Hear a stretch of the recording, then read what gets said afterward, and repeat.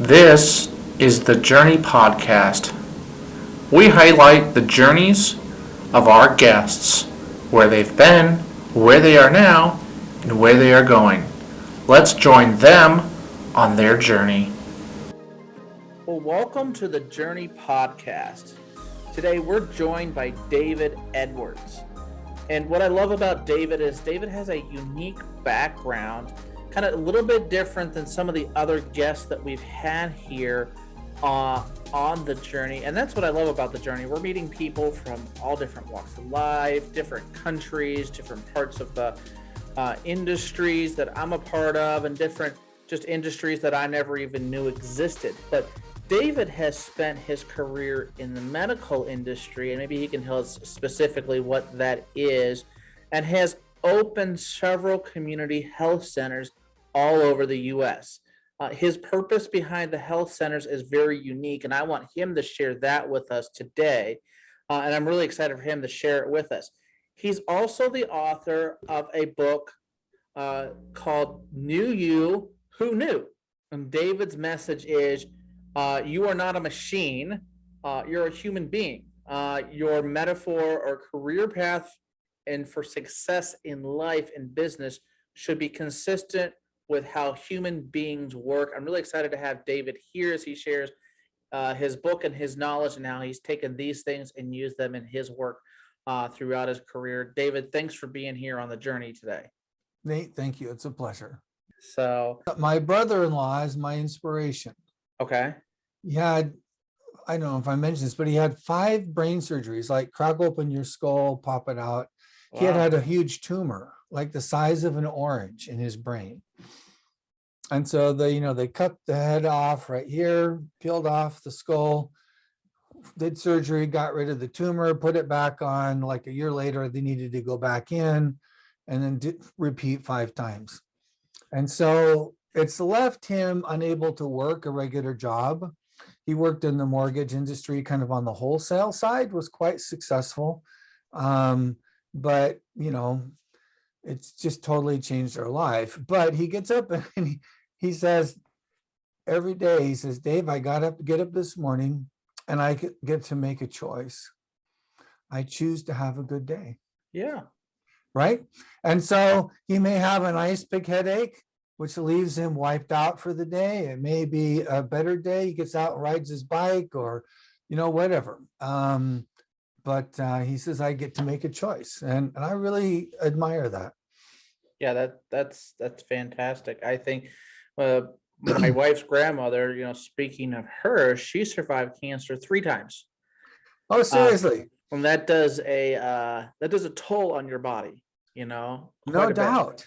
And it's just quite an inspiration. I mean, she just kept going and gardening and doing what she loved to do, going on trips and going to her church group, and just never stopped. And eventually, your body can only take so much, but she kept going and made it a good day every day that she could. And that's amazing. That's good inspiration. Yeah. So just remember that you can just make it a good day every day. So yeah. So you have a business now. You're not in the business of the community health center. We're going to jump into some of that history here in a little bit.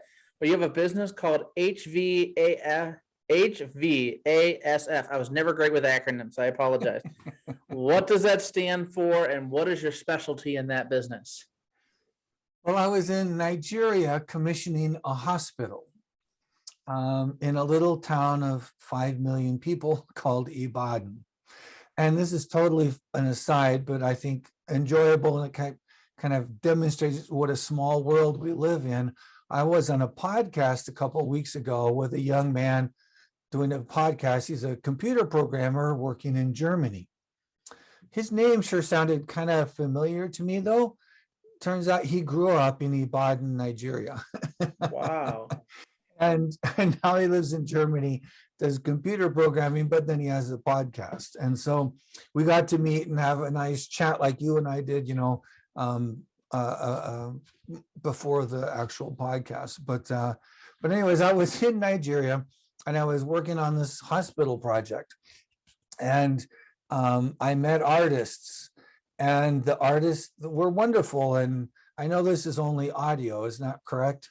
Oh, you're video, David. Oh, I'm video. All Yeah, right.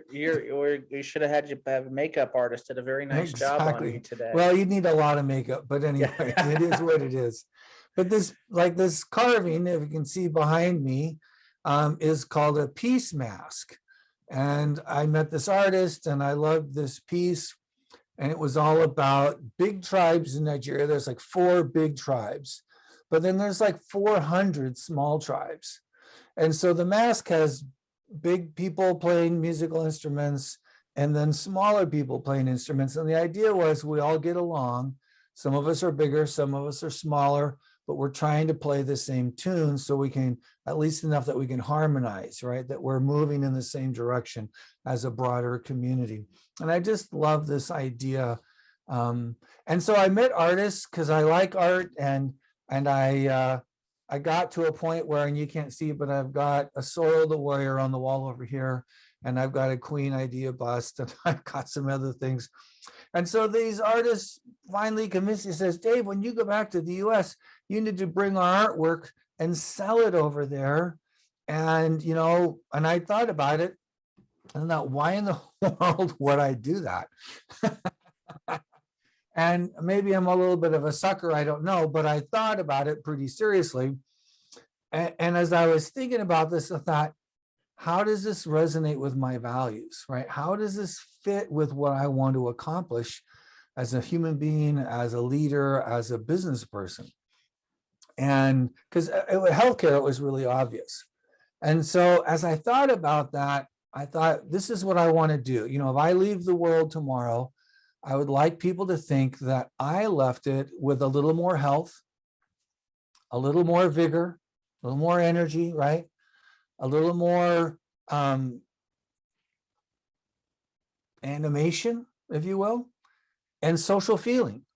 So the sense of me developing as a human being who cares and takes care of themselves and connects with other people, that's really what I'm all about. And so anyways, and that's a whole nother story, a sad story about importing art from Nigeria. But anyways, and that's where HVASF started, though, was this idea is whatever I do, these are things that I want to kind of leave the world with: more health, vigor, animation, and social feeling. So that's where it starts from. Today, kind of the iteration today is that I had an epiphany as a CEO of a community health center. And it was really about how do we become dramatically more effective as a health center? Not that we weren't effective. We had the best quality outcomes in our entire region. We had a fantastic reputation. People wanted to work with us. They wanted to be our partner. They wanted to engage with us. Patients wanted to come and see us, right? We had no room at the inn, and we were designing a new health center that was twice the size. We could serve a lot more people because people wanted to come and engage with us on their healthcare journey. But I had a series of epiphanies. The first was that if we can't help our patients to be the captain of the care team, then we were going to terribly limit our effectiveness and the amount that we'd be able to accomplish. And so we had great computer systems, we had great people, we had great processes, we had a great clinical model that looked at you as a whole person. You have your kind of your healthcare journey, but that what influences that is your personal life, your social life, your connections with others, the support that you get outside of the health center, your mental health, your oral health, your work, right? We have all these domains and parts of our lives. They all fit together, they all interact, and they affect each other. And so we thought, if we can't help people to develop the skills to be in charge of that process, then we're going to not be as effective as we might, because it really comes down to the individual and how they are evolving. Who are they becoming which then determines what they're going to do, the choices that they make. And frankly, for any of us, right, our success in life, in health and work, at home, in all domains of life, are based upon our choices much more than our circumstances. And so we started this journey of asking these questions. So then if that's important, and I was a little embarrassed, I've worked in healthcare over 30 years at that point. It's like, why have we never even asked, what does that mean? What are the skills that you would need to be the captain of this healthcare team, of your own healthcare journey? And it came down to studying, I'll try to truncate this a little bit, change models, right? It's all about change. How do we keep up with the change going on around us, right? We went from the old days with writing letters to making phone calls to now doing Zoom calls or, whatever technology we use, right? Video conferencing. And so we have all these evolution and technology, but you got to keep up with that stuff. And so that's one kind of change. But the most important kind of change is the change that goes on inside of us, who we are becoming.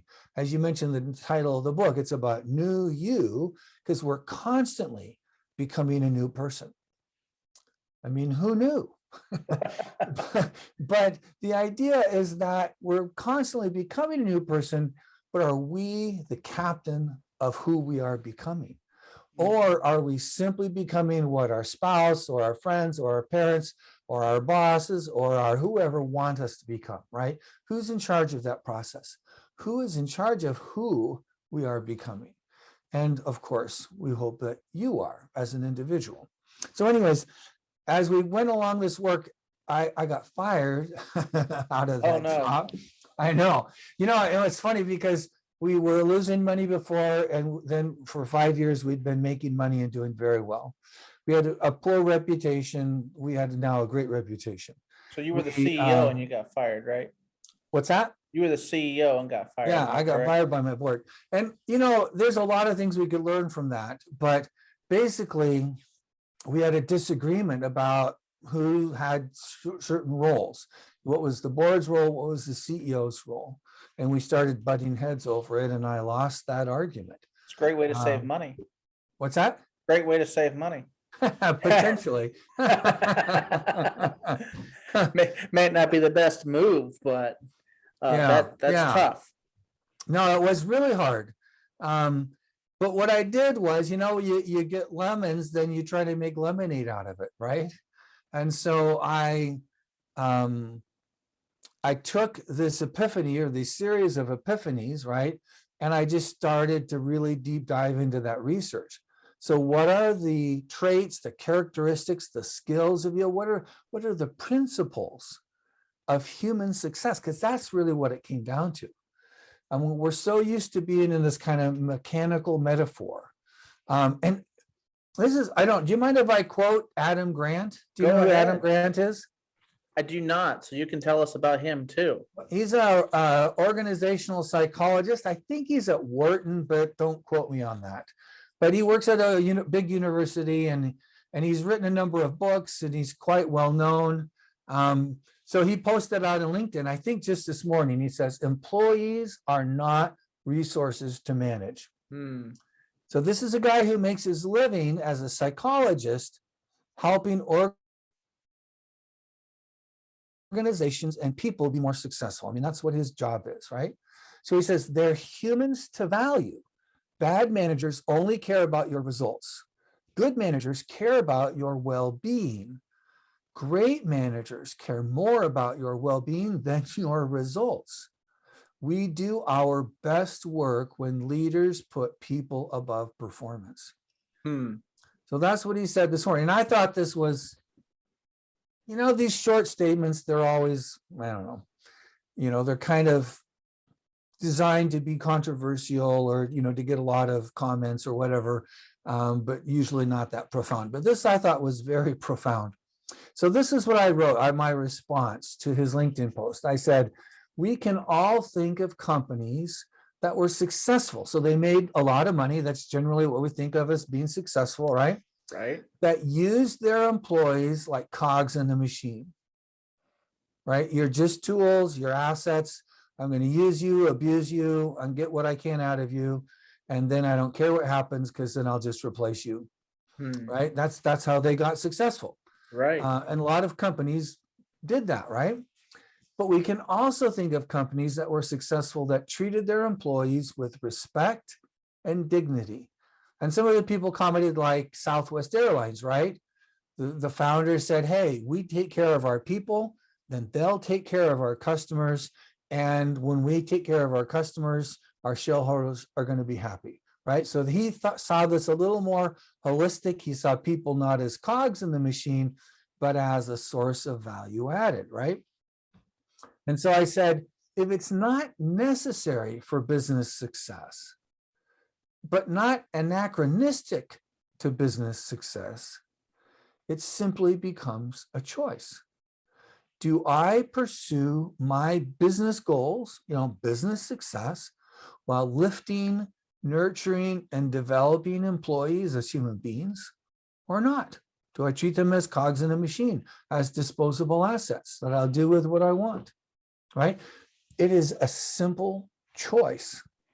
Does that make sense? Can you kind of see that? Yeah, absolutely. So I'm interested to know, how did that play out for you? Is this a culture that you developed in your business before you got fired? So it's something that I've always tried to treat our employees as human beings. Correct. Back in 1999, you remember it was the last millennium, the last century, the last millennium. Right. We were all thinking about, it's the new millennium, it's a new century, next year. At the time, as you might imagine, you were pretty young, I'm guessing, at the millennium. A little younger. Yes. A little younger. So old enough to remember the fear that probably came with a lot of things. Well, there was some fear, right? I mean, Fear of what's going to happen, what's going to look like, what are we going to be remembered for as the turn of the century or the turn of the millennia? Exactly. And so people are trying to predict, what's the next century going to look like, and that kind of stuff. And so I wrote an article. I was a CFO, a chief financial officer, and I wrote an article. I said, healthcare leaders as gardeners. It actually won the newsletter article of the year for the Healthcare Financial Managers Association. Oh, congratulations. Yeah, but I basically made this hypothesis. I said, rather than looking at levers, right? Oftentimes in business, we think about, if I pull this lever, I should get this kind of a result. And if I pull a different lever, I'll get a different kind of a result, right? We think of this kind of this mechanical metaphor of things. And that works, if I'm computer programming or something, you put in this kind of a code and it's going to get that kind of result, right? If it doesn't get the result, it's bad code, it's bad machine, it's like that stupid translator, that stupid whatever, right? We have all these judgments and we think about that machine or that mechanical process in a certain way. But unfortunately, we far too often carry that into our human relationships, right? And so if you say to your spouse, hey, let's get in the car and you drive me to the hardware store and you wait in the car, leave the air conditioning running because it's summer, at least if we're in North America. And, and if you're in South America, maybe you leave the heater running. But anyways, and so, and if you do that and wait for me while I go into the store and get my stuff, then I'll come back and then you can drive me home and then you're a good spouse. How's your wife going to respond to that? Drive yourself. Exactly. What's the old commercial? Get it yourself, Bob, right? Exactly right. Exactly, because your wife isn't a machine and neither are you. You're human beings and you're in a relationship. And so we think about this, and I was very early in my thinking at that time, but I understood this idea that we're a part of nature and that we nurture human beings, right? We don't manage people, we manage projects. we lead people, we guide people, we engage with people, right? The words we use should be different, right? And so that's where I've been trying to go for the last at least 20 years of my career. There was this idea that people are people and stuff is stuff, and we deal with them differently. But what this allowed me to do, because this epiphany, and I just started studying this, it really clarified for me what are the basic, and that there aren't others, but what are the most fundamental basic principles of human success upon which all of us can build. And I was really pleased as I researched and worked on this, that these principles apply as human beings to all domains of life: work, home, personal, mental, physical, spiritual, right? They're ubiquitous, they're universal, if you will. And there's no place that I haven't been able to find them. They've applied to older people, younger people, teenagers, middle-aged, mid-career, early career, late career. Anyways, it doesn't matter. They are universal to the human condition. And so, how do I want to bring this back? So, and that was really the point of the book, was to share what I had learned. Not that I invented or created any of these things, but I was able to discover these principles that were kind of like in different places and put them together into a single source or resource where a person could go through and say, oh, there's 10 principles. And if I can incorporate these principles in my life, in other words, if I can align my life with these principles, I will be more successful as a human being. And what I'm trying to do, and I'm very early with HVASF, I haven't really been reaching out to market my services yet, because I'm still trying to work out some of the details of how I want this to work. But the basic premise of HVASF today is that if I can help you as a business owner engage with your people as human beings and build these foundations. And again, not that there isn't more stuff, but we all need to start with our foundations, right? Vince Lombardi, when he would start, the first, freshman year of college, guys who'd been playing football for years in high school, right? He came in and he said, this is a football. It's this shape. It has laces on this side, right? This is the aerodynamics of a football. And he started with the very foundations, because he knew that if everybody started with the same core foundations, all the stuff that they build on top of that was going to work better. And my suggestion is that as a business, if we align our relationship with our people with the principles of human success, we will be more successful as a business. Our employees will be more successful as individuals. They'll be better family members. They'll be better community members, because remember, these principles apply to all domains of life. So David, tell me, what's one thing in this business ventures that you've done, and you mentioned getting fired, but besides getting fired, what's one thing that you didn't expect to happen? I think from the lens of strategy, right? I studied a lot about strategy over the years, because I've always felt it was important. I still think it's important today. But I thought that technology was the key differentiator in our business. I always thought that. And I realized that that's not true.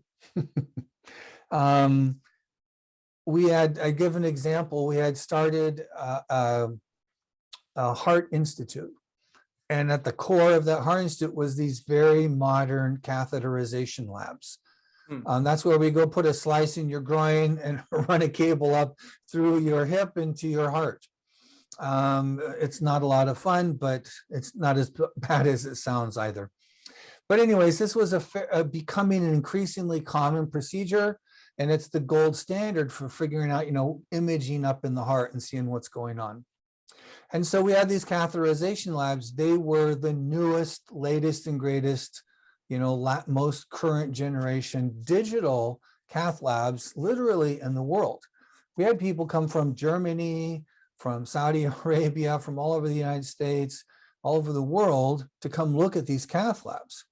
It was amazing. And I'm thinking, this is what really sets us apart. In hospitals at the time, that was kind of a thing, our technology, we got to keep up with technology. That's what people expect. That's how we kind of distinguish ourselves in the marketplace. About 2 years on, I realized, because these cath labs were not cheap, they were over $1 million a piece, is that nobody was coming to visit us anymore because the vendor had created a new, even better cath lab, right? And instead of having discs, that were the size of the lid of a garbage can, they got to be this, the big size of a tin can, and then they got to be the size of, nothing, because it was all digital, and et cetera, things evolved. And what I realized was this technology will always evolve. And anybody with $1 million can buy one. So this isn't going to differentiate. It's not in the long run. And not that you don't need to refresh and keep up with your technology, but it's not really going to differentiate us. Or if it is, it's going to be really, really expensive, because you'd have to buy new $1 million cath labs after every couple of years. Because, that was kind of the product cycle of revolutions, amazing new things. And so that wasn't going to do it. And so what I realized was that it was our people. It was really the people that when a patient comes in, no matter how comfortable or not comfortable the bed is, or how good the juice is, or how cool the tack, they're drugged when they go into the cath lab anyways. We give them a little cocktail and they're conscious, but they're not really remembering what's going on. And so they don't know anything about the technology. They could care less, as long as they get a good image and that we understand, the reason that we went there, which was to get a clear picture of what the disease state is that helps guide our path forward. That's what they care about. And so really the key differentiator is always our people. How, as as we talked about a little bit earlier, it's how we engage with our people, so that how they engage with our patients.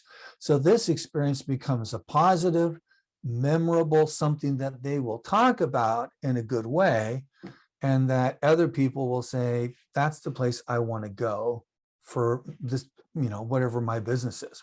I could be making coffee. I could be, having a technology company. I could, whatever. But really, it's our people that are going to distinguish us and that are going to make the difference.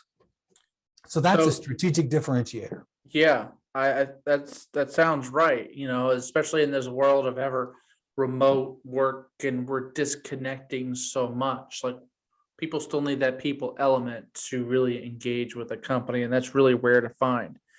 You've talked a lot about your research, what you've done. Tell us, what do people like? What's a myth about what you do? Like, when people come to you, say, David, you do whatever it is they think you do. What's a common thing that they think you do? What's a myth about you? Well, thinking about health centers in particular, right? So working in health centers and healthcare for most of my career, a lot of people think that we just take care of people, how can I say this, as they come to us, right? We're a service business, which is true. Mm-hmm. But we don't leave it at that, right? We also engage with people to help them lift themselves up. We try to engage with people and provide our services in a way that not only do we get services provided, but we also help that individual become more capable and taking care of themselves. So is that why we're starting to see like more gyms, more education, more things like that of preventative care before we even have to bring them in? Is that why we're seeing those things popping up around us? Exactly. Yeah. Exactly. Yeah, that makes I think it makes a big difference there. So tell me, what's the biggest challenge you're facing in HVASF right now, and how are you overcoming that? So I think the biggest thing is trying to develop an audience, right? Trying to get enough of a platform so that people will kind of take me seriously and engage with me in this dialogue. And at some point, I hope within the next 30 to 60 days, I can actually like hang my shingle and say, I'm open for business. I'm ready to help you engage with your people as human beings and align your business. So the principles that you follow, the practice, the policies that you've set, and the practices that you live day to day to align those with the principles of human success. And I think that's the biggest challenge. I'm a nobody. I'm just a little guy out here in Spokane, and to get noticed is a big deal. It's a challenge. Yeah, social media can help you that, but there's a lot of white noise in that. There's just so many people making noise about things. How do you get noticed by the right people as well? Yeah. So what would you say is the most important lesson that you've learned though over your career? I think that's probably the wisdom and value that you could bring to a potential client. Yeah. I think one of the things I've learned is I've been a big fan of best practices, right? And it doesn't matter if I'm in IT, marketing, operations, human resources, any aspect of our business. There are best practices. And I Right. used to think all we've got to do is adopt the best practices and then I can breathe easy and we're done. But what I've learned is that really, best practices are just the beginning. They're kind of a foundation. And what I really recommend for you, whatever, the aspect of business that you're focusing on, yes, absolutely find out what they are and adopt best practices. And once they're stable, right? So if you have best practices and you kind of reached this, if you think of like a quality control chart, right? So you've Right. got a band and then, in the middle is your target and anywhere within that band is successful, right? And if you reached it for a week, you're going, hey, we're there, yay, no. But I think you need 3 to 6 months. And if you can say I'm stable within a range for 3 to 6 months, then yes, you have a stable process, right? And with this consistency, with this best practice, but that's just the beginning. So what you need to do is from that point say, given my situation, my business, kind of environment, what's going on with my industry, my customers' needs, what do I do next, right? How do I innovate off of this foundation of best practice so that I am more responsive, more unique, more value adding? Yeah, it's that idea of best practice, but then what is the best practice to practice? Well, it's always, we used to study this in quality management, which was a big deal like in the 80s and the 90s, but they would use the normal bell curve. And even, if you're in the top 10% in your industry, there's still a bell curve. Yes. Yes, you're so right about that. So tell me, you have to like hold your ground, I think, quite a bit here. So in your opinion, what's the most important personality strength someone would need to be successful in the industry that you're a part of? So this is so hard and so easy at the same time. So I'll try to be very succinct. I think it is integrity. Because without integrity, nothing else will work for you, at least not for very long.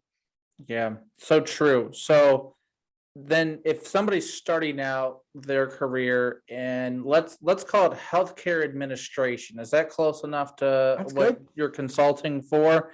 What is one piece of advice that you would give them?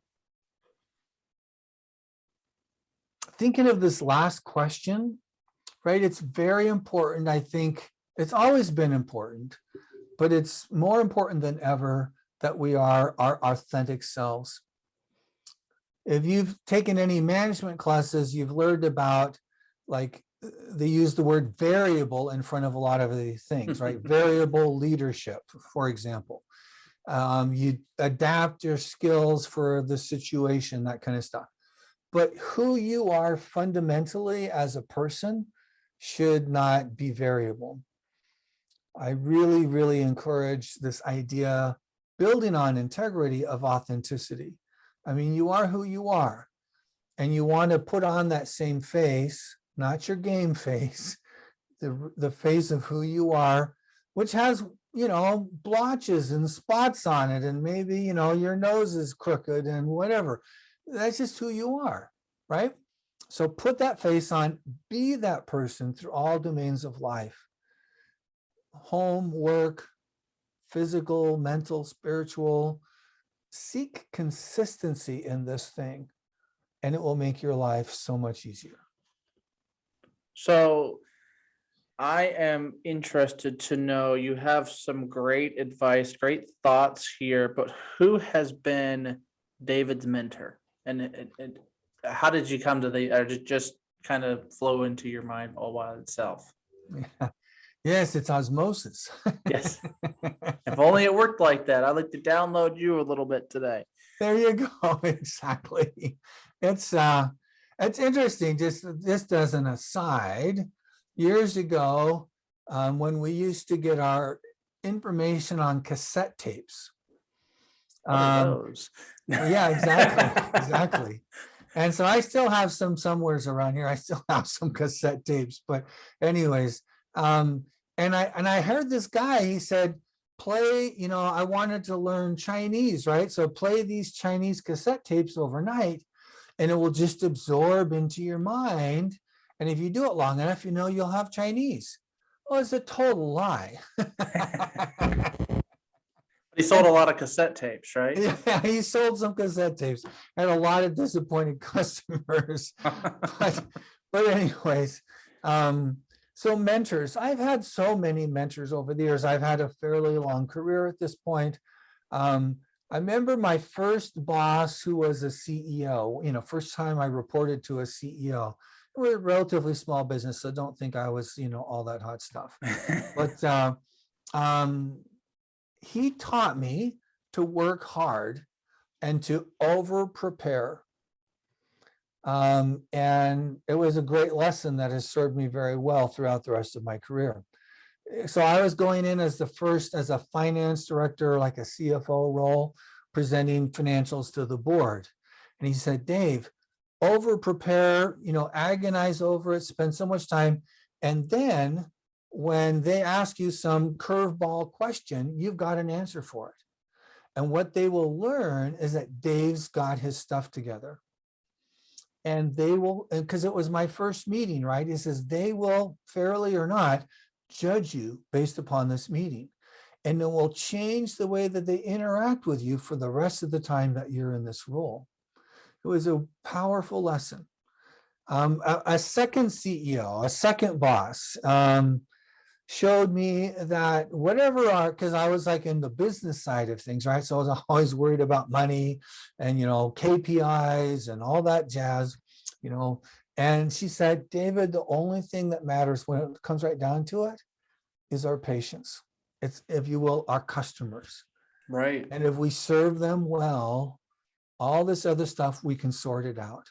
But if we're not serving them well, it doesn't matter how good our financing is, or what interest rates we got, or what the terms were, or how cool the building is, or any of the other stuff that I was focused on.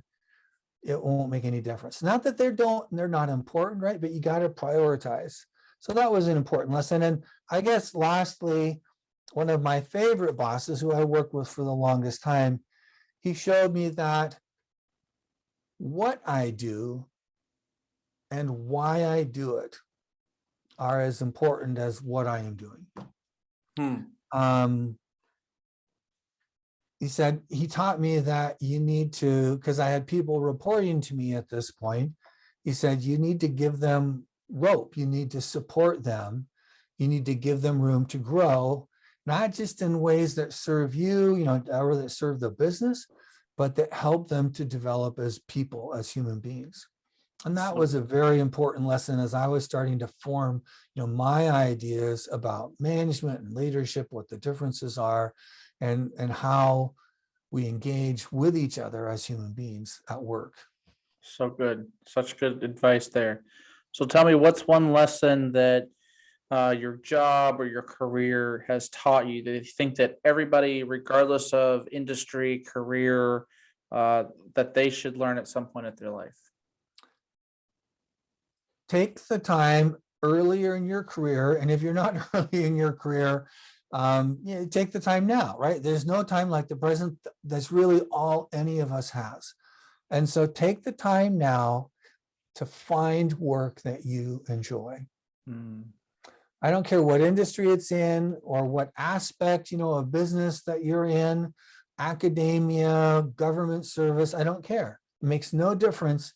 If you can find work that you actually enjoy, you go into the job and you enjoy what you're doing, you will live longer, you will be happier, you'll be a better companion, partner, spouse at home. You're just going to be a happier, better, more successful person in your life. that's a good word. That's so very important. All right, a couple fun questions here. What are some underrated tools that you couldn't do your job without? I think one thing that's really critical is thinking about KPIs. And I'll be a little bit trite about KPIs sometimes, but KPIs are great. KPIs, key performance indicators, are necessary. We're But gonna I put in would the graphics here, David, a couple of Z's. Yeah. That's no, you're fine. Go ahead. I think that's where people's minds usually go is, oh, KPI. I Yeah. know, exactly. And so I guess I would emphasize leading indicators over lagging indicators. Okay. I And like I that. think that's a bit of, if you look at as a tool, right, we look at leading indicators. So do you understand? Does it make sense to what the difference is? Or I know what that means, but maybe for the audience, share a little bit what you mean between the difference in leading indicators and lagging indicators. so lagging indicators, which is what we normally look at, is like financial data. Mhm. Right. I spent a lot of my career creating financial statements. And so financial statements by definition are a picture of historical performance. Correct. A leading indicator is something that indicates future success or performance. So I can look at financials and say, how did we do? Which is still important, right? It's still useful. But more important is how many customers did we reach out to in our marketing efforts this month? Right. Because if I reached out to 2 or 22 is going to make a big difference in how many sales I have in the future, right? Correct. So it's a leading indicator of future potential performance. And so those kinds of leading indicators really are the ones that guide more directly our future kind of outcomes. Correct. Yeah. You say if we're have this many people engage with our social media, and are we seeing that in the lagging data? Are we getting more revenue because this is working? And if you're not seeing those lagging things change, then make a change in the leading data. I think that's so important in creating some tracking method to look at all of that holistically. So David, if you could start another business tomorrow, what would that business be? Start a business tomorrow. You know what? It would be a for-profit business. It would be a B corporation, and it would be an integrated whole person health center. And it would be the whole shebang. I'd have primary medical care, dental care, mental health care with community supports, physical therapy, because I think that's important to primary care. And it would have lots of space for activities.